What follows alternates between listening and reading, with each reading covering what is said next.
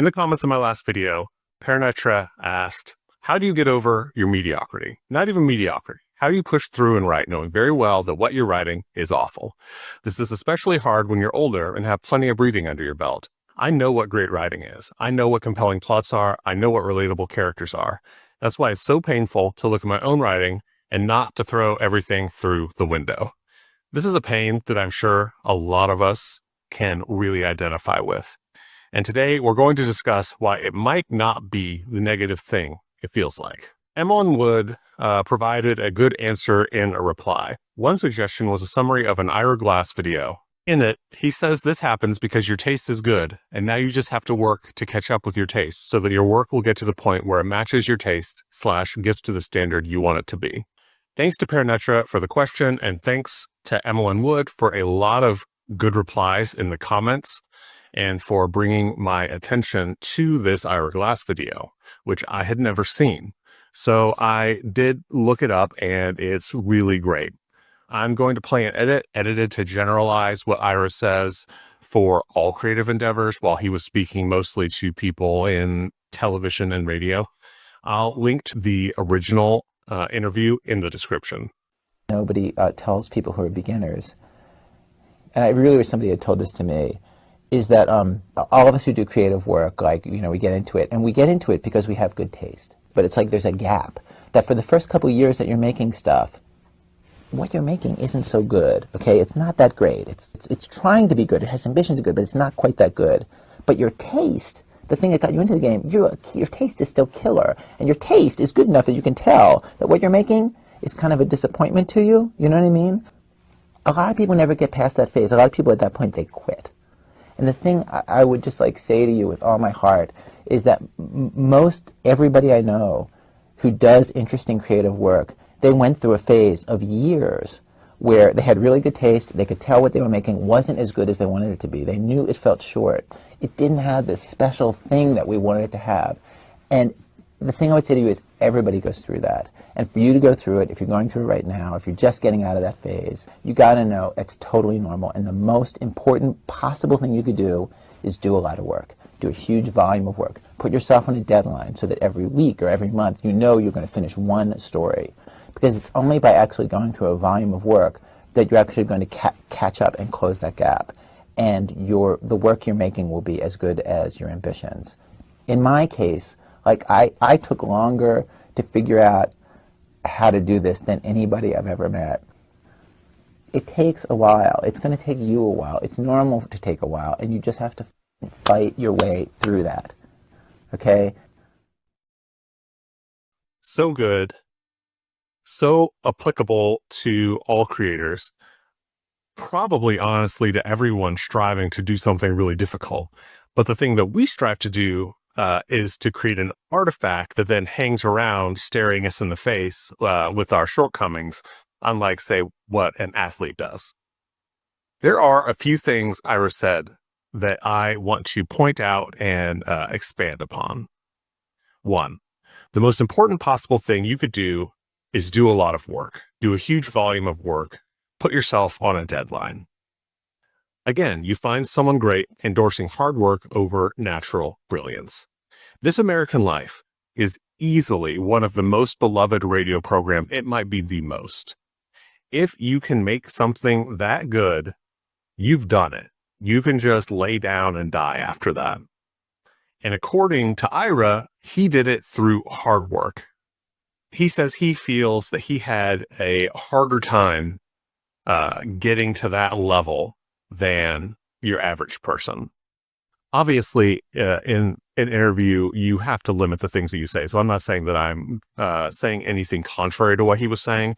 But if I were to expand upon this, I would say that you have to find your balance point between production and refining. Revision also is a skill that needs practiced. However, sometimes it's better to just start fresh and put your lessons learned into something new instead of creating something that feels a little bit more like a Frankenstein's monster. I also definitely think that you need to, as you're creating that volume, put in focused practice where you decide on something to improve and work to improve it. At first, that isn't as important, but definitely after a certain point, you get diminishing returns if you're not purposefully improving things that you've identified as your shortcomings. So it's still volume, but thoughtful, intentional volume. And then he says, put yourself on a deadline. I really have found that a deadline can help a lot. It shows you that you don't have to wait on the muse. When some pressure applies, somehow you find the inspiration. And I think one thing that I discovered, and I think a lot of people do, is that I could see the result of working faster than I would like when I was on a deadline. And it might not have felt as good coming out, but I come back to it and I don't see the flaws that I felt like should be there. It's still working at something beyond my natural pace doesn't produce something significantly worse. And I think that this can make you a little bit less precious about your work. It's not spun glass. You can just sometimes bang it out. Okay, but you don't have a book contract with a date on it. You can hold yourself accountable, of course, but the thing about that is that when the going gets tough, that's when you tend to let yourself off. And that's exactly the time when a strict deadline really matters. If you can find an audience, announce a schedule. Just having other people looking for it, maybe asking about it, can help motivate you. Or if you can join or create a really active writing group with deadlines for critiques, or even if, like what my little group did, was to put out our own short story journal on a regular basis, that could also be a good deadline. Okay, but that's all just me smugly pointing out that one of the greatest of all times in their field agrees with my thoughts on grit.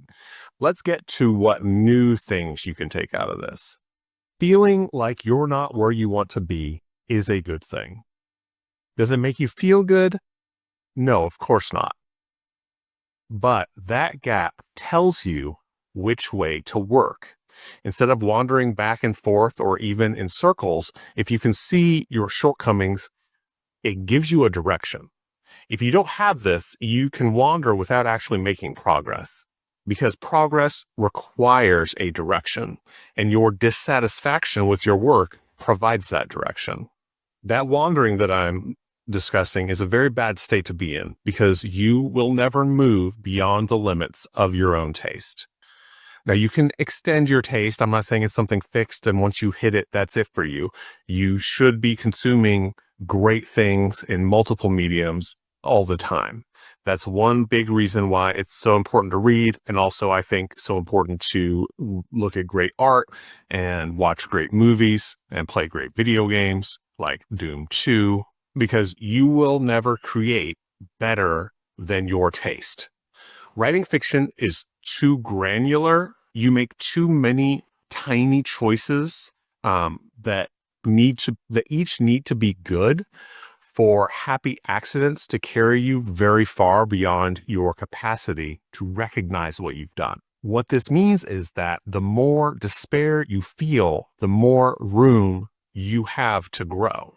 But as Ira laments, a lot of people who quit do so because of that gap.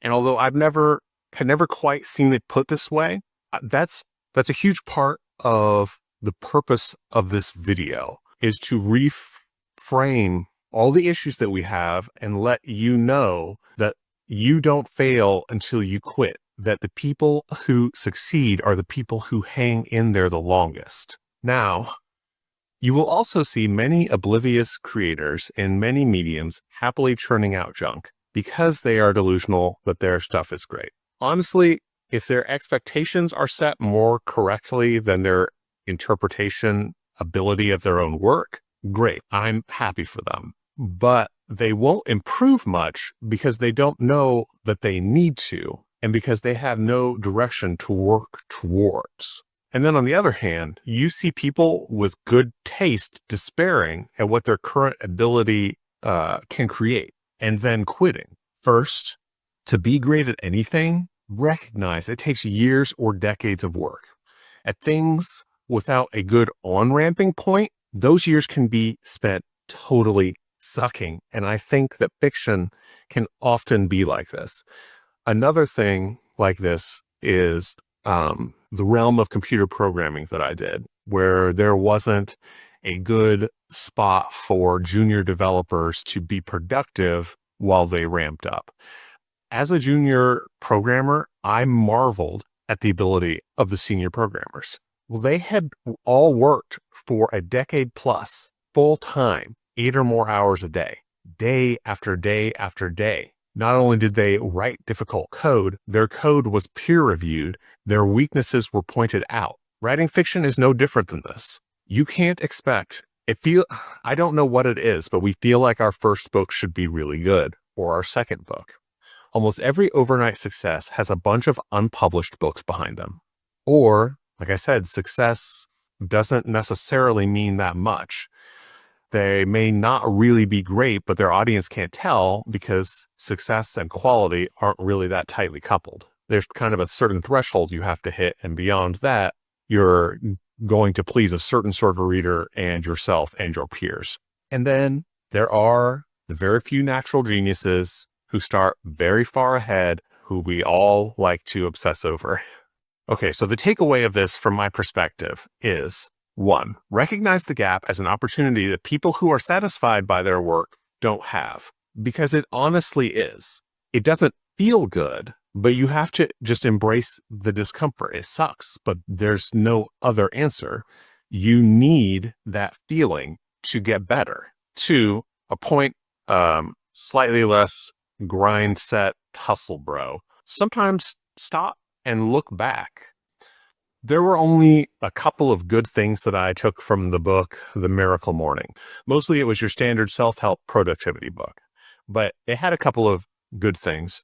And one of them was a chapter on what the author called gap focus, which lines up really perfectly with what Ira talked about in that video. We are so obsessed with where we want to go that we don't ever feel happy with how far we've already come. We don't necessarily even recognize it. The problem with this is you never arrive. As you get better, those goalposts just keep moving.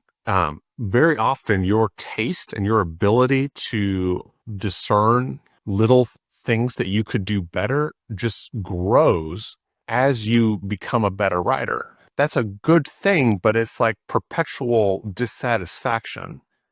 So it's a lifelong journey. So what you need to do is enjoy the journey, enjoy the actual work of writing, and also look back and congratulate yourself on how far you've come. I don't know about you, but most of the time when I look back too far, I end up actually, feeling negative things. I like cringe at my past work, but that is good. That is proof that you are closing the gap, that it's not impossible to do so, and that you can close it further. It's not some innate genius that you don't have. Your work already has turned your current writing into the stuff that would have made your past self despair in comparison. Okay, so what I want to know from you is, how much of the gap have you closed? What do you feel like the biggest strides you've made are? And do you feel good about it? Do you just look back and cringe, or do you never look back at all? That's it from me. I'm Jalen Riker, reminding you to write, read, and live.